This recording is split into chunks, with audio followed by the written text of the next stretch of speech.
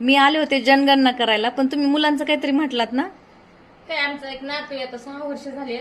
त्याला ह्याच्यापासून नर्सरी त्याची आळंदीमध्ये झाली, 40,000 खर्च आला. आणि एलकेजी युकेजी वडवणी झाली, तिथं पण 40-40 आला. आता पहिलीला जायला त्याला मी कमी जास्त गाडी जाणं येणं असं 1.5 लाख रुपये खर्च केला. त्याच्यामुळे आता वाटायला की ते 1.5 लाख रुपये अशा शाळा झाल्यापर्यंत त्याच्या नावावर टाकले असते बँकेत. मग तेच सांगतोय तुम्हाला, काय करायचं तुम्हाला, मुलावर खर्च करायचा आहे ना, तुम्ही मोठं झाल्यानंतर करा 8वीच्या पुढे, पण तोपर्यंत आपल्या गावातल्या शाळेत, जिल्हा परिषद शाळेमध्ये टाका त्याला. जिल्हा परिषद मध्ये एक तर खर्च काहीच नाही, आणि जे इंग्लिश स्कूलला होते ते आपल्या जिल्हा परिषदलाही होते. इंग्लिश स्कूलला शिकून तुम्ही त्याला मराठीमध्येच बोलणार का इंग्लिशमध्ये बोलणार? टीव्ही इंग्लिशमध्ये बघणार का तो मराठीमध्ये बघणार?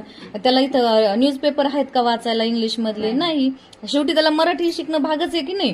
मग त्याला मराठी आलं पाहिजे ना चांगलं, मराठी चांगलं आलं पाहिजे, इंग्रजी आलं पाहिजे. आणि मग होतं काय बघा, तिकडे इंग्लिश स्कूलला ए जातं 8 दिवस, बी जातं 8 दिवस, त्याच्यामध्ये किती वेळ जातो. इथं आपल्याकडे सगळे विषय इथं होतात जिल्हा परिषदमध्ये. नाही, आता ह्या वर्षी टाकायचे, आता इथेच टाकते. आणि हे जे आता खर्च करायचं का तेच त्याच्या नावावर बँकेमध्ये समजा ते पैसे टाकून त्याला 9वी-10वीला कामाला येते. हा, ते पैसे तुम्ही तसेच साठवून ठेवा. आणि मोठे झाल्यानंतर मग चांगले क्लास लावा, चांगल्या ठिकाणी कॉलेजला त्याचं ऍडमिशन घ्या, तेव्हा खर्च करा. आता लहान असताना मुलाला आवश्यक काय आहे? लिहिता येणं आणि वाचता येणं, बरोबर आहे की नाही? ती जिल्हा परिषद शाळा शिकवते. आणि इथं गावातल्या शाळेत असलं म्हणजे काय होईल, दुपारी तुमच्याकडे येईल, संध्याकाळी शाळा सुटल्यावर लवकर येतं, थकत नाही. तर बसमध्ये बसायचं, गर्दीत जायचं, दुसऱ्या गावाला यायचं. आतापासून त्या लेकराला किती प्रवास आहे. नाही एवढे पैसे भरून बी किती थंडीचं लय बेकार वाटत होतं ना. एक 8 दिवसामध्ये 4-4 दिवस त्याला थंडीमुळे बंद केलं. थंडी आहे, ऊन आहे, वारा, पाऊस, हो की नाही? नाही, आता ह्या वर्षी नाही बघा. आता हा, मला आवडलं बघा तुमचा निर्णय. आता तुम्ही काय करणार? आता असंच करणार. नाही ना, मला तर पहिल्यापासून ही शाळा अशी आवडते.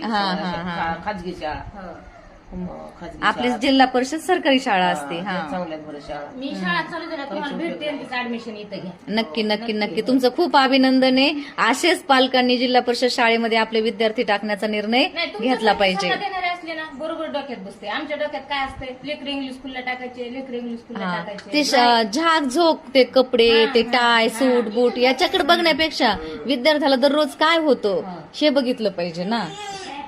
नक्की या, तुमचं आपण ऍडमिशन करून देऊ.